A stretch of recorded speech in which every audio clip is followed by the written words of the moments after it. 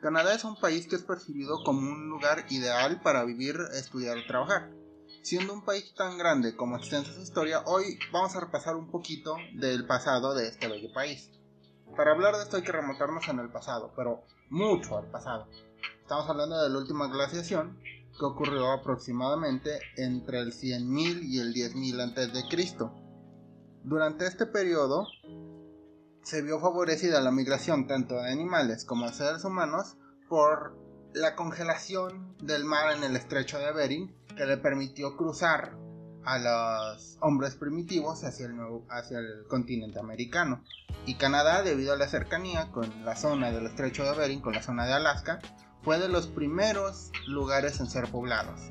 Se han encontrado herramientas de mamut y de caribú con posiblemente 24.000 años o más de antigüedad. Es complicado saberlo porque entre más antiguas las cosas es mucho más complicado saber qué tan antiguas es. Aunque sea redundante, es muy complicado determinar la antigüedad de cosas tan viejas.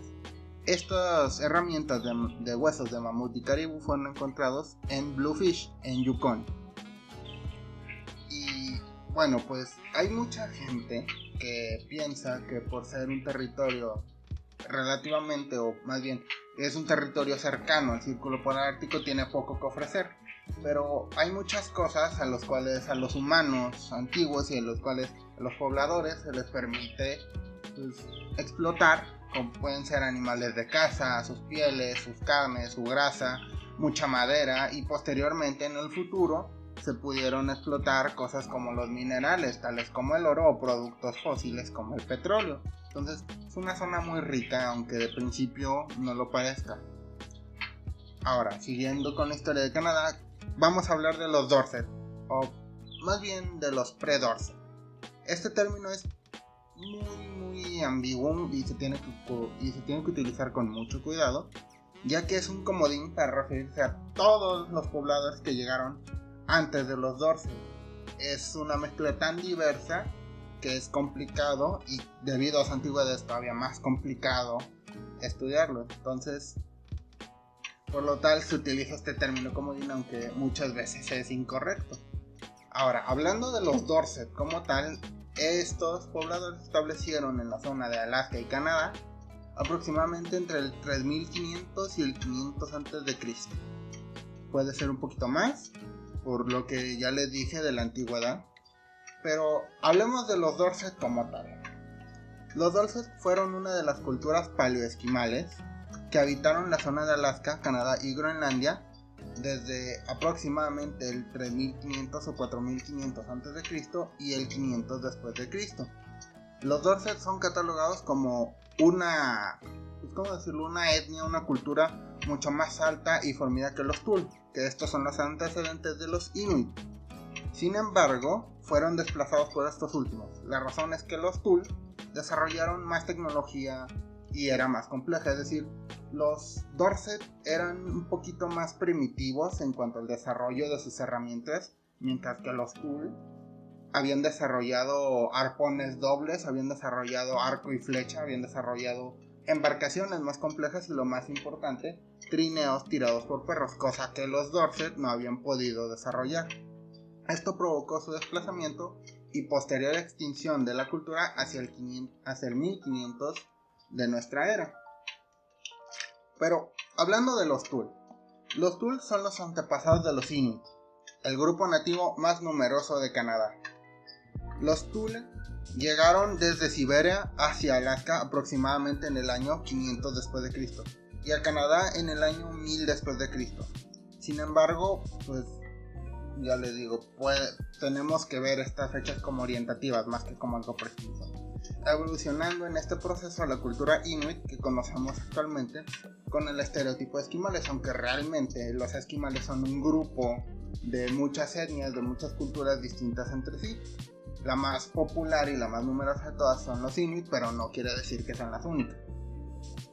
Ese mismo año, en el 1000 después de Cristo, los vikingos comandados por Leif Erikson llegaron al territorio de Vinland, nombre dado a los escandinavos a las costas de la actual Terranova en Escocia, es decir, la parte más oriental, la isla más oriental de Canadá, que actualmente es Nueva Escocia. Los vikingos fueron percibidos como invasores y recibidos de forma hostil por los nativos. A pesar de que lograron establecer un asentamiento, tuvieron que huir, y la teoría más acertada es que se fueron por el asedio de los locales. Fue hasta 1492 que Cristóbal Colón llegó a las Bahamas, que se empezó a desatar toda esta ola de exploraciones hacia el nuevo continente, que cuando llegó Colón no era un nuevo continente, tenían una percepción distinta, pero con el tiempo se dieron cuenta de que no ya habían llegado a la India. Finalmente, en 1497, Giovanni Caboto llegó a las costas de Terranova, poniendo la zona a disposición de la corona británica. Es decir, Giovanni Caboto, a pesar de que era italiano, trabajaba para el reino británico. Sin embargo, no fue hasta 1583 que Terranova se convirtió en la primera colonia británica de ultramar. En 1534, Jacques Cartier reclama la soberanía francesa sobre el Golfo de Saint Lawrence, y a partir de 1605 se establecieron los primeros asentamientos de colonos europeos en la zona. Es decir, hasta ese año empezaron a llegar ya gente de Europa que se iba a quedar a vivir en la zona. Aquí es donde entra un factor histórico muy importante y que desencadenó una serie de conflictos bélicos. El castor. Sí, el castor. Puede ser algo ridículo, pero el castor. Bueno, más precisamente su piel. Desde 1609 hasta 1701, es decir, casi un siglo, se dieron una serie de sanguinarios conflictos entre la Confederación Iroquesa, formada por las tribus Mohawk, Seneca, Cayuga, Oneida y Onondaga, apoyadas por Países Bajos, pero principalmente por Reino Unido, en contra de diferentes tribus nativas, es decir, otras tribus que no eran parte de la Confederación Iroquesa, apoyadas por Francia. Todo esto por el control de la explotación y comercio de las pieles de castor, que por este tiempo eran muy apreciadas y utilizadas para abrigos y diversas otras cosas.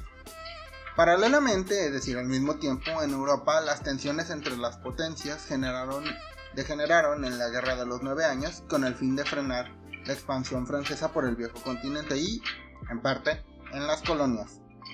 Las guerras de los castores terminaron con la Paz de Montreal, permitiendo la neutralidad de la Confederación Iroquesa en los conflictos posteriores entre Francia y Reino Unido, así como el establecimiento del comercio de las pieles de castor. Esto sirvió para pacificar un poco las cosas con los nativos, pero no del todo. Siempre hubo nativos involucrados y sobre todo nunca se lograron llevar bien los colonos franceses y los colonos ingleses dentro de la zona.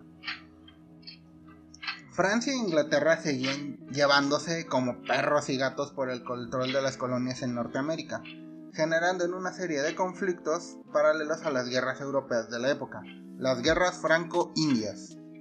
Estas cuatro son la Guerra del Rey William de 1688 a 1697, la Guerra de la Reina Ana de 1702 a 1713, la del Rey George de 1744 a 1748 y la Guerra Franco-Indígena de 1754 a 1763. Todas estas guerras tenían un solo objetivo en común: hacer más poderoso al Imperio Británico a costa de Francia y sus colonias, es decir, queremos el terreno y queremos lo que ofrece, dijo la corona inglesa. La Guerra del Rey William fue poco satisfactoria, por no decir un poquito inútil. La que sí representó un verdadero avance fue la Guerra de la Reina Ana, que esta fue una enorme ganancia para los ingleses con la obtención de Nueva Escocia, la Bahía de Hudson, Terranova y otros territorios fuera de Canadá. Los franceses perdieron esta guerra y le tuvieron que ceder gran parte de su territorio en Canadá a los ingleses. La Guerra del Rey George también fue un poquito intrascendente, siendo solo un gasto para las potencias y un intercambio de territorios, pero la más importante de todas fue la Guerra Franco-Indígena. Esta guerra le quitó todos sus territorios a los canadienses de Francia y consolidó al Imperio Británico como la más grande potencia de la época, porque no solo obtuvo todo el territorio que tenían los franceses en Canadá, sino también se llevó Gibraltar y parte de la India. A pesar de todo lo que representó y de todas las ventajas y de todo el dinero y de todos los beneficios que recibieron los ingleses, la guerra y las constantes guerras, los constantes conflictos, significó un muy fuerte gasto que generó una crisis dentro del Imperio Británico. La corona, para sanear las deudas del Estado, decidió subir los impuestos y, como consecuencia, se da la guerra de independencia de las 13 colonias, es decir, la independencia de Estados Unidos de 1775 a 1783.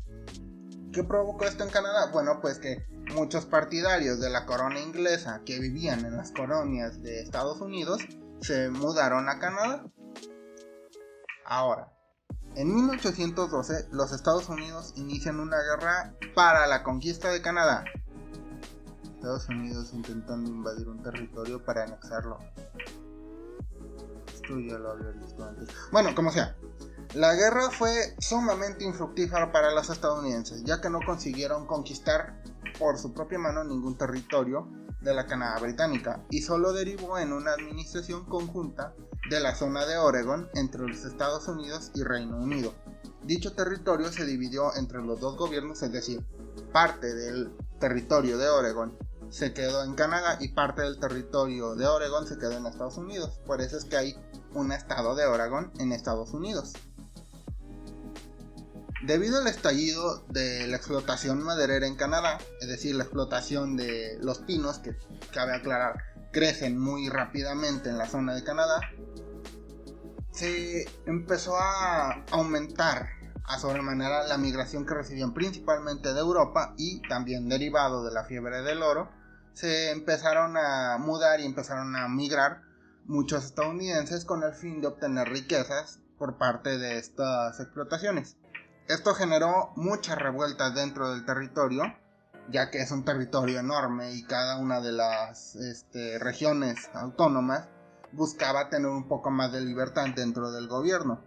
Dicha autonomía se fue logrando poco a poco y culminó con el Tratado de Libre Comercio entre la América Británica, es decir, Canadá y Estados Unidos.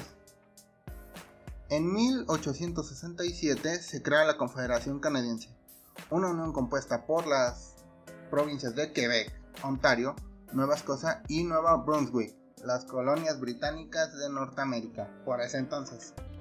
Esta confederación comenzó a expandirse, anexando los territorios de la Bahía de Hudson y de la Tierra de Rupert en 1870. La Columbia Británica, es decir, la parte de Oregon que le pertenecía al Imperio Británico en 1871, y en 1880 los territorios del Ártico, es decir, la parte del norte, dejando Terranova como único territorio enteramente británico, que posteriormente pasó a ser una comunidad autónoma y pasó a incorporarse a Canadá en 1949. La expansión del territorio generó un aumento en la economía derivado de la explotación de recursos como el trigo y el oro. Esto también trajo un aumento en la migración de Europa y Estados Unidos una vez más. Es aquí donde surge una de las etapas más sombrías e infames en la historia de Canadá. Desde 1883 hasta 1996, cerca de 150,000 niños nativos fueron separados de su familia y enviados a internados gubernamentales donde sufrieron toda clase de abusos y enfermedades. En mayo de 2021 se encontraron los restos de 215 niños indígenas en Columbia Británica, y a partir de este suceso se fueron encontrando más y más cuerpos de algo que solo se puede calificar como un genocidio. Esto fue gracias a la política de expansión y es algo realmente muy triste, una de las partes más infames de la historia de Canadá. Esta política de expansión no fue bien recibida por los nativos, que organizaron varias revueltas en contra del gobierno, logrando cierto nivel de autonomía. Las más importantes fueron las comandadas por Louis de Riel, quien es considerado un mártir para los pueblos nativos de la zona porque fue ejecutado durante una de las rebeliones. Pero bueno, volvamos con la historia de Canadá. En 1914 estalla la Primera Guerra Mundial, un conflicto que involucró a Canadá un poco por inercia, un poco por salpicón, gracias a que siempre ha estado relacionado y siempre ha formado parte de la Commonwealth, es decir, siempre ha estado bajo cierta orden, que siempre ha tenido que acatar las órdenes de Reino Unido. Canadá envió a aproximadamente 600,000 soldados para combatir en el conflicto junto con los aliados. Esto dejó fuertes secuelas en el país, que por este entonces solo tenía 8 millones de habitantes, con cerca de 67,000 muertos y más de 170,000 heridos en combate. ¿Esto sirvió para qué? Bueno, para darle más presencia a Canadá, para establecer a Canadá como un territorio verdaderamente autónomo y darle su lugar en la Liga de Naciones y en la Conferencia de París en 1919. ¿Qué es todo esto? Bueno, pues la Liga de Naciones es la organización que existía antes de la ONU, antes de la Segunda Guerra Mundial y antes de que se formara la ONU, existía la Liga de Naciones. Para 1931, el Estatuto de Westminster permitió la igualdad de Inglaterra con sus territorios autónomos, siendo considerado esta como el acta de independencia de Canadá y otros territorios, llámese Australia, llámese Nueva Zelanda, etc.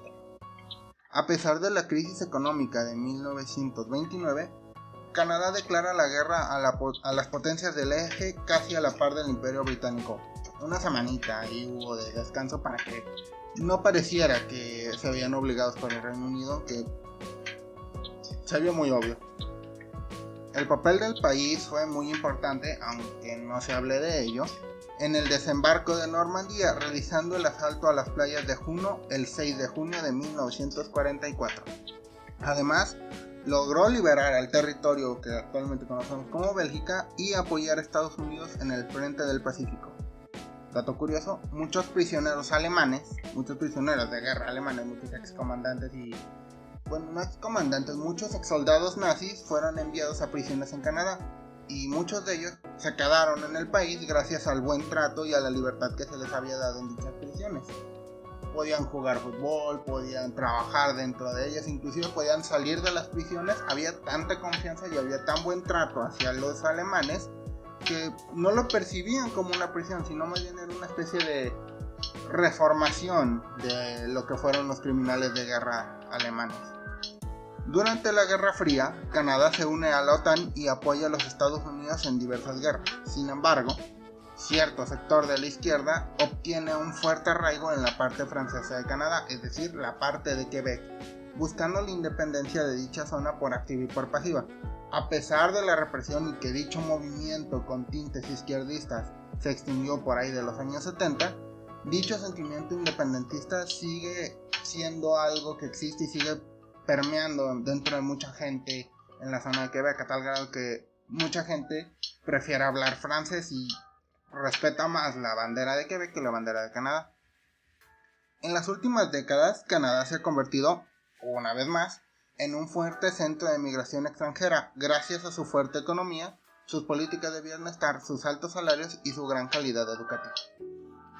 Pero, cuéntame, ¿te gustaría visitar Canadá? Coméntalo en mi Twitter, @historiainc. Hazme saber si te gustó y compárteme tus propuestas para futuros episodios. Yo soy José León y nos vemos en la próxima. Adiós.